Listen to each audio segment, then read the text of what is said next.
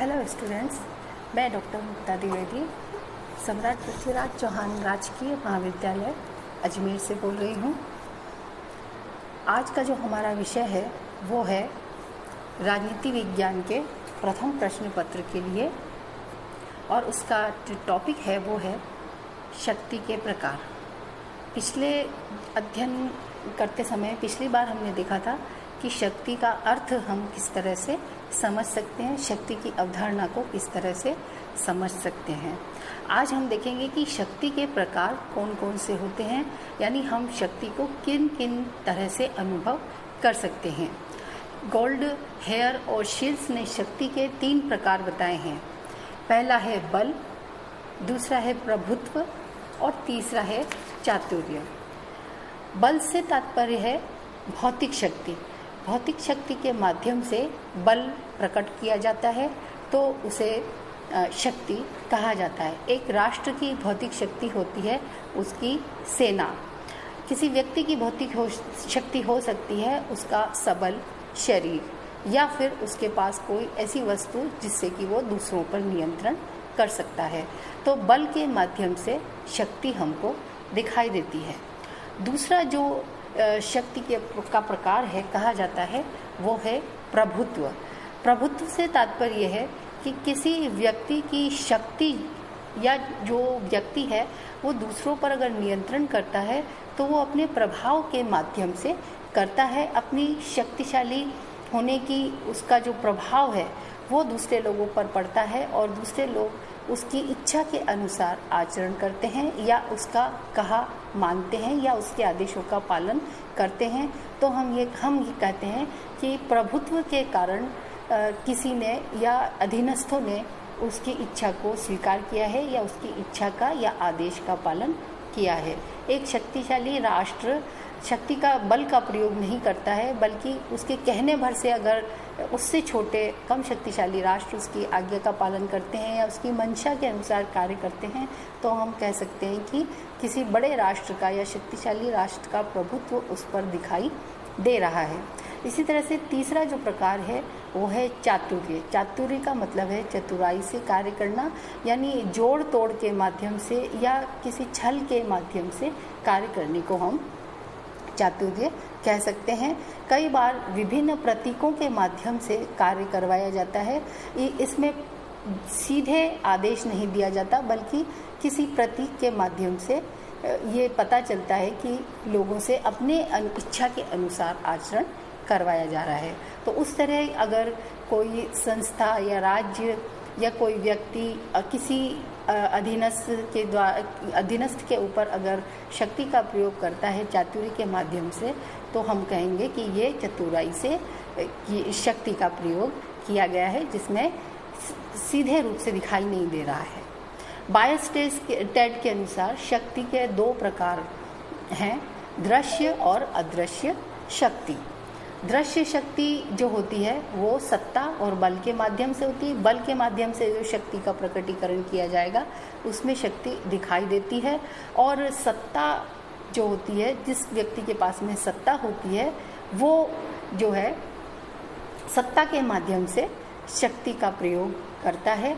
और इस तरह से 2 प्रकार हो गए, दृश्य शक्ति और अदृश्य शक्ति। एक शक्ति हो सकती है दमनात्मक और अदमनात्मक शक्ति। दमनात्मक शक्ति जो होती है उसमें बल का प्रभाव दिखाई देता है। किसी शक्ति के किसी प्रकार या भौतिक प्रकार के माध्यम से दमन का प्रयोग करके बिना अधीनस्थों की इच्छा के अगर आदेश का पालन करवाया जा रहा है तो हम उसे दमनात्मक शक्ति कहेंगे। और अगर जनता अपनी स्वेच्छा से शक्ति को शक्तिशाली व्यक्ति या राज्य के आदेशों का या किसी संस्था के आदेशों का पालन कर रही है तो हम उसे अदमनात्मक शक्ति कहेंगे। अनौपचारिक तथा औपचारिक शक्ति। औपचारिक शक्ति हम उसे कहेंगे कि किसी संविधान के माध्यम से अगर कोई शक्ति का प्रयोग करता है तो हम उसे औपचारिक शक्ति कहेंगे कि शक्ति उसके अंदर निहित है। अनौपचारिक शक्ति का मतलब यह है कि शक्ति किसी को प्रदान नहीं की गई है, लेकिन वो किसी माध्यम से शक्ति का प्रयोग कर रहा है, वो दिखाई नहीं दे रही है लेकिन वो शक्ति का प्रयोग कर रहा है। तो इस तरह से संवैधानिक शक्ति औपचारिक होती है जो दिखाई देती है, और जिसमें शक्ति का बंटवारा होता है अगर तो वो दिखाई देता है। अनौपचारिक शक्ति निजी शक्ति होती है। इसी तरह से प्रत्यक्ष और अप्रत्यक्ष शक्ति होती है। प्रत्यक्ष शक्ति का मतलब ये है कि शक्तिशाली व्यक्ति या राज्य स्वयं शक्ति का, खुद की शक्ति का प्रयोग करता है। अप्रत्यक्ष शक्ति का मतलब ये है कि किसी और की शक्ति का प्रयोग किया जाता है या किसी अन्य माध्यम से शक्तिशाली बन के शक्ति का प्रयोग किया जाता है। तो इस तरह से कोई और शक्ति का प्रयोग करता है तो उसे हम प्रत्यक्ष या अप्रत्यक्ष शक्ति कहते हैं। संबंधों के आधार पे जो शक्ति होती है वो 3 प्रकार की होती है। एक पक्षीय शक्ति, द्विपक्षीय शक्ति और बहुपक्षीय शक्ति। यानी शक्ति का प्रवाह जो है वो एक साइड से आ रहा है, दोनों तरह से आ रहा है या बहुत जगहों से आ रहा है। तो संबंधों के आधार पे इस तरह से 3 भागों में शक्ति को बांट सकते हैं। अन्य जो प्रकार उसको बांट सकते हैं केंद्रीकरण की दृष्टि से कि शक्ति का केंद्रीकरण कहाँ पर है, या शक्ति अगर एक ही जगह पर केंद्रित है या कई अनेक जगहों पर केंद्रित है।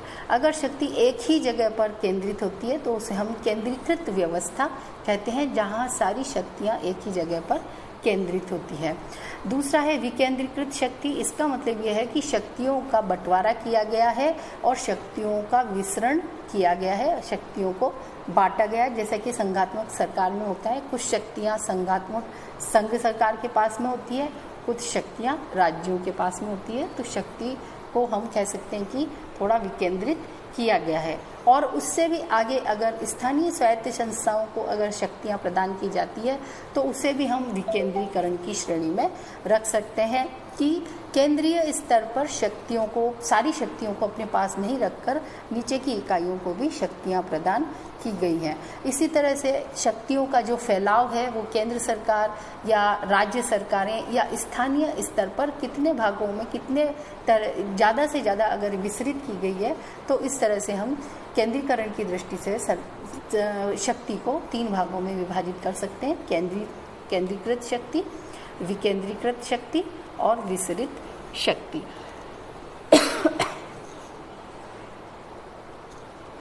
क्षेत्रीयता के आधार पर भी शक्ति का विभाजन किया गया है, जैसे राष्ट्रीय शक्ति, प्रादेशिक शक्ति और अंतर्राष्ट्रीय शक्ति। प्रादेशिक स्तर पे अगर किसी राज्य के अंदर किसी क्षेत्र विशेष में शक्ति एकत्रित है तो हम उसे प्रादेशिक शक्ति कहेंगे। जैसे भारत में अगर कोई राज्य आर्थिक दृष्टि से शक्तिशाली है या राजनीतिक दृष्टि से वो शक्तिशाली है या प्रभुत्व उसका अच्छा है राष्ट्रीय स्तर पे, तो हम कहेंगे कि ये प्रदेश जो है वो प्रादेशिक दृष्टि से शक्तिशाली है। राष्ट्रीय शक्ति हम जानते हैं कि एक राष्ट्र जो है वो कर्ता होता है अंतर्राष्ट्रीय स्तर पर, तो राष्ट्रीय शक्ति जो है उसको भी वो भी हमें दिखाई देती है कि राष्ट्रीय शक्ति का संवर्धन एक राष्ट्र करता है और उसमें बढ़ोतरी करने का प्रयास करता है और उसको सब अंतर्राष्ट्रीय स्तर पर जानने का प्रयास करते हैं। अंतर्राष्ट्रीय शक्ति हम उसे कहेंगे कि सारे राष्ट्रों के मध्य जो शक्ति होती है उसको हम अगर देखने का प्रयास करते हैं कि कौन सा राष्ट्र शक्तिशाली है, कौन सा राष्ट्र शक्तिशाली नहीं है। विभिन्न माध्यम के आधार पर अगर हम अंतर्राष्ट्रीय स्तर पर राष्ट्रों को देखने का प्रयास करते हैं और उस आधार पर अगर हम निष्कर्ष निकालते हैं तो हम उसे अंतर्राष्ट्रीय शक्ति कहते हैं। मात्रा के आधार पे भी हम शक्ति को बांट सकते हैं, जैसे महान शक्ति, मध्यम शक्ति और निम्न शक्ति। अगर शक्ति के जो विभिन्न रूप हैं उन रूपों में अगर कोई राष्ट्र बहुत ही शक्तिशाली है, उसके पास में हर आधार पर शक्ति है, जैसे आर्थिक शक्ति है, राजनीतिक शक्ति है, सैनिक शक्ति है, तो ऐसे राष्ट्रों को महान कहा जाता है। मध्यम राष्ट्र का मतलब यह है कि उसके पास में वो बहुत कमज़ोर भी नहीं है, उसको आसानी से दबाया भी नहीं जा सकता है, लेकिन वो इतना महान भी नहीं है, तो हम उसे मध्यम स्तर का राष्ट्र कहते हैं। और निम्न का मतलब यह है कि जिसके पास में बहुत ही कम शक्तियाँ विद्यमान है। तो इस तरह से मात्रा के आधार पर भी शक्ति के प्रकार माने गए हैं, महान शक्ति, मध्यम शक्ति और निम्न शक्ति। मूल्यों की दृष्टि से भी शक्ति का विभाजन किया गया है। एक तो है सकारात्मक शक्ति और दूसरा है नकारात्मक शक्ति। सकारात्मक शक्ति उसको कहा गया है कि जब जो शक्तिशाली जो भी व्यक्ति है, करता है, राष्ट्र है, व्यक्ति है, संस्था है, वो अगर जनहित के आधार पे काम करती है तो उसे सकारात्मक शक्ति कहते हैं। अगर वो जन सहमति से कार्य करती है और जनता उस अपनी सहमति उनके कार्यों को देती है तो इस तरह की शक्ति को सकारात्मक शक्ति कहा जाता है, जिसमें जनता अपनी स्वेच्छा से शक्ति जो भी व्यक्ति है या राज्य है उसकी आदेशों का पालन करती है। नकारात्मक शक्ति वो होती है जो अनुचित ढंग से प्राप्त की हुई होती है, अपने लाभ के लिए प्राप्त की हुई होती है और कई बार जनता उसके आदेशों का पालन नहीं करना चाहती है, लेकिन शक्ति के दबाव के कारण जनता उसको मानती है, तो ऐसी शक्ति को हम नकारात्मक शक्ति कहेंगे। राजनीतिक दृष्टि से भी शक्ति जो है उसको कई भागों में बांटा जा सकता है, जैसे शारीरिक शक्ति, मनोवैज्ञानिक शक्ति और आर्थिक शक्ति। शारीरिक शक्ति, एक राष्ट्र की शारीरिक शक्ति उसकी सैनिक शक्ति होती है, उसके पास कितने आणविक हथियार हैं, कितनी उसकी सेना का विस्तार है, कितने उसके नौसेना कितनी बड़ी है, उसकी थल सेना कितनी बड़ी है, उसकी वायु सेना कितनी बड़ी है, ये उसकी आर्थिक शक्ति से आंका जाता है। मनोवैज्ञानिक शक्ति वो होती है कि जिसके माध्यम से अन्य राष्ट्र जो है उससे प्रभावित रहते हैं और उसकी आज्ञाओं उसके जो भी कोई आदेश है या उसके अनुसरण करने का प्रयास करते हैं या उसके आदेशों को कई बार स्वीकार भी कर लेते हैं। आर्थिक शक्ति से हम कह सकते हैं कि आर्थिक शक्ति का तात्पर्य है कि कोई राज्य अगर आर्थिक दृष्टि से शक्तिशाली है, उसकी अर्थव्यवस्था बहुत मजबूत है, तो वो एक राजनीतिक शक्ति को अपने फेवर में करने का प्रयास करती है, क्योंकि जो राष्ट्र आर्थिक रूप से शक्तिशाली होते हैं राजनीतिक रूप से वो दूसरे राष्ट्रों के ऊपर प्रभाव डाल सकते हैं और डालते हैं, क्योंकि वो दूसरे राष्ट्रों पर प्रभाव डालने के लिए अपनी अर्थव्यवस्था या मजबूत आर्थिक शक्ति के विभिन्न माध्यमों का सहारा देते हैं, जैसे कि दूसरे राष्ट्रों को अनुदान देना है या लोन देना है या और किसी तरीके से उनको ओबलाइज करना है, ताकि वो राष्ट्र जो शक्तिशाली राष्ट्र है उसकी आज्ञाओं का पालन करे। तो राजनीति शास्त्र में ये माना जाता है कि एक राष्ट्र के पास में आर्थिक शक्ति से उसकी राजनीतिक शक्ति या राजनीतिक प्रभुत्व में भी वृद्धि होती है। Thank you very much. Keep learning, keep.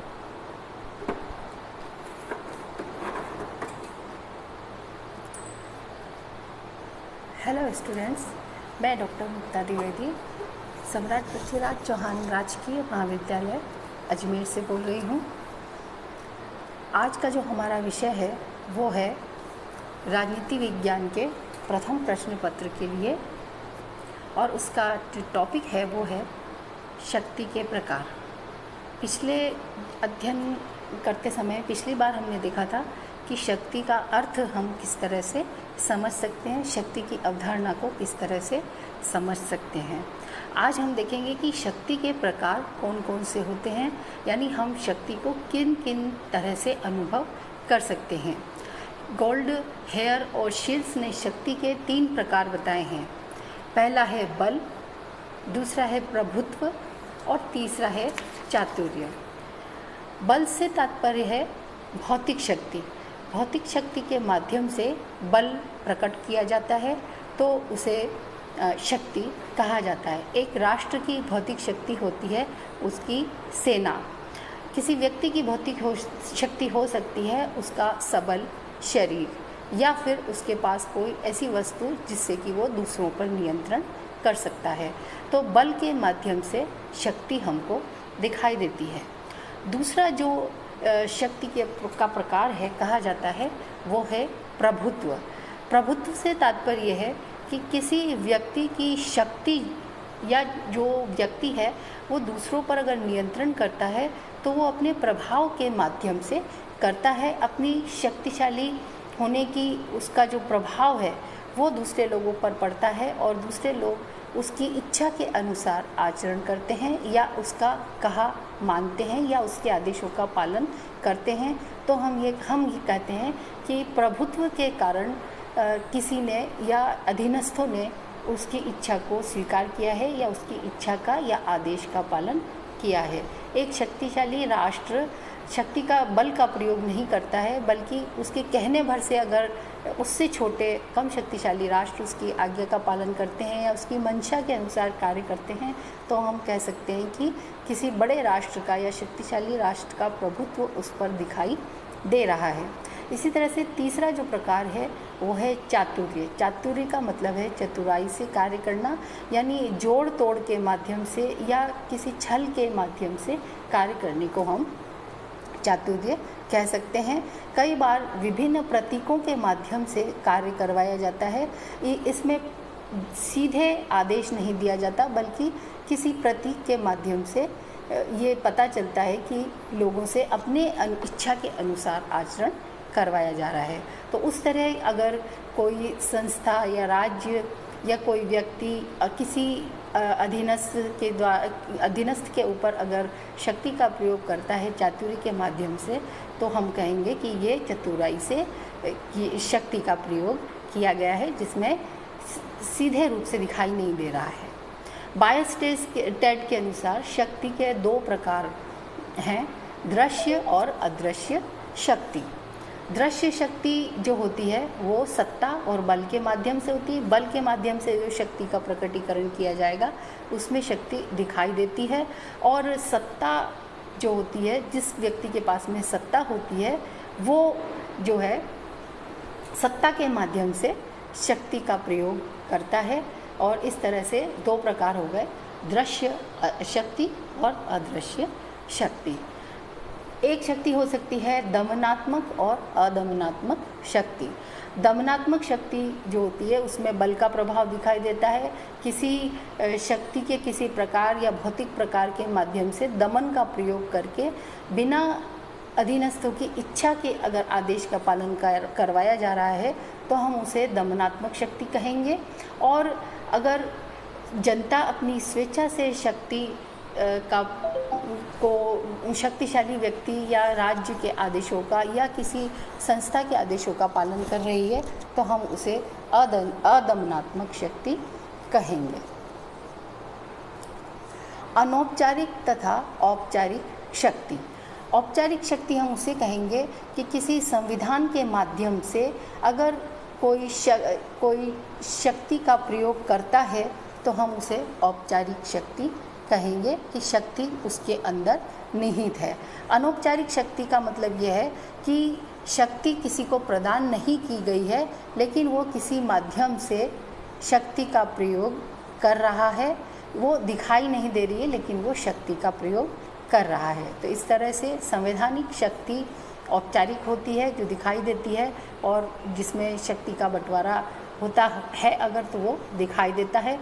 अनौपचारिक शक्ति निजी शक्ति होती है।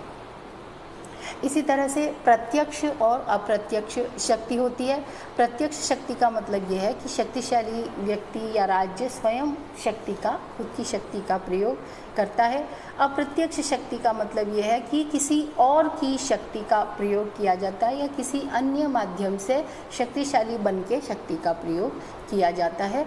तो इस तरह से कोई और शक्ति का प्रयोग करता है तो उसे हम प्रत्यक्ष या अप्रत्यक्ष शक्ति कहते हैं। संबंधों के आधार पे जो शक्ति होती है वो 3 प्रकार की होती है। एक पक्षीय शक्ति, द्विपक्षीय शक्ति और बहुपक्षीय शक्ति। यानी शक्ति का प्रवाह जो है वो एक साइड से आ रहा है, दोनों तरह से आ रहा है, या बहुत जगहों से आ रहा है। तो संबंधों के आधार पे इस तरह से 3 भागों में शक्ति को बांट सकते हैं। अन्य जो प्रकार उसको बांट सकते हैं केंद्रीकरण की दृष्टि से, कि शक्ति का केंद्रीकरण कहाँ पर है, या शक्ति अगर एक ही जगह पर केंद्रित है या कई अनेक जगहों पर केंद्रित है। अगर शक्ति एक ही जगह पर केंद्रित होती है तो उसे हम केंद्रीकृत व्यवस्था कहते हैं, जहाँ सारी शक्तियाँ एक ही जगह पर केंद्रित होती है। दूसरा है विकेंद्रीकृत शक्ति। इसका मतलब यह है कि शक्तियों का बंटवारा किया गया है और शक्तियों का विसरण किया गया है, शक्तियों को बांटा गया है, जैसा कि संघात्मक सरकार में होता है। कुछ शक्तियाँ संघात्मक संघ सरकार के पास में होती है, कुछ शक्तियाँ राज्यों के पास में होती है। तो शक्ति को हम कह सकते हैं कि थोड़ा विकेंद्रित किया गया है। और उससे भी आगे अगर स्थानीय स्वायत्त संस्थाओं को अगर शक्तियाँ प्रदान की जाती है तो उसे भी हम विकेंद्रीकरण की श्रेणी में रख सकते हैं कि केंद्रीय स्तर पर शक्तियों को, सारी शक्तियों को अपने पास नहीं रखकर नीचे की इकाइयों को भी शक्तियाँ प्रदान की गई हैं। इसी तरह से शक्तियों का जो फैलाव है वो केंद्र सरकार या राज्य सरकारें या स्थानीय स्तर पर कितने भागों में कितने ज़्यादा से ज़्यादा अगर विस्तृत की गई है तो इस तरह से हम केंद्रीकरण की दृष्टि से शक्ति को 3 भागों में विभाजित कर सकते हैं। केंद्रीकृत शक्ति, विकेंद्रीकृत शक्ति और विसरित शक्ति।